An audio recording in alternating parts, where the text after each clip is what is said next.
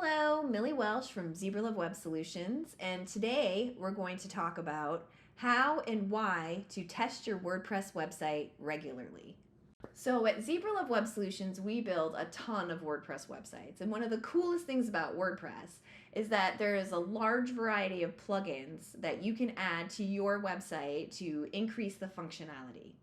If you want to sell products on your website, you can add WooCommerce. If you want to add an image gallery to your website with a lightbox, you have like 100 different options. Basically anything you can think of, somebody's made a WordPress plugin for it. And most of these plugins are updated regularly to make sure they're compatible with the most recent version of WordPress. Now, the one downside of the system is that sometimes some of these plugins won't really play nice with each other, or they won't work well with the theme that you're using. So another scenario that I've seen is that the plugins all work together really great until one day one of them gets a software update that causes a conflict. So for the most part, WordPress utilizes two different programming languages, JavaScript and PHP. Now, if you get a PHP error, more than likely your website's not going to work. Plus, WordPress is going to send you some kind of email notification that there's a critical error. 9 out of 10 times this happens because a plugin is out of date or isn't getting updated anymore and it's no longer compatible with your version of WordPress.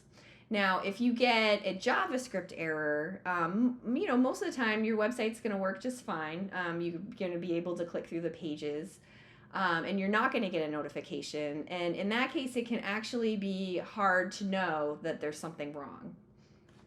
So a couple of good examples of what can happen when you have a JavaScript error is your contact forms suddenly stop working, or maybe if you have an e-commerce website, people are no longer able to go all the way through and place an order. Usually they get some kind of error at checkout.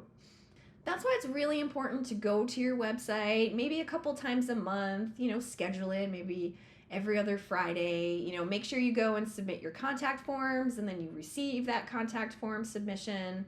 If you have an e-commerce website, place a test order now and then.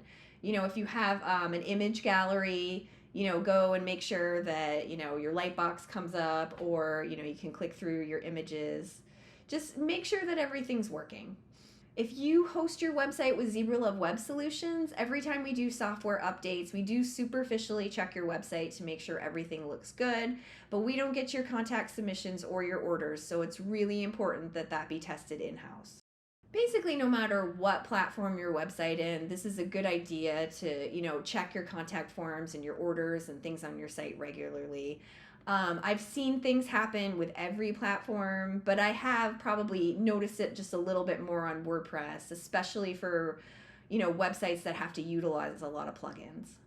All right, well, that's it for now. Hopefully you've gotten something out of this video. If you have, please like and subscribe to the YouTube channel. All right, have a great day. Talk to you soon. Bye.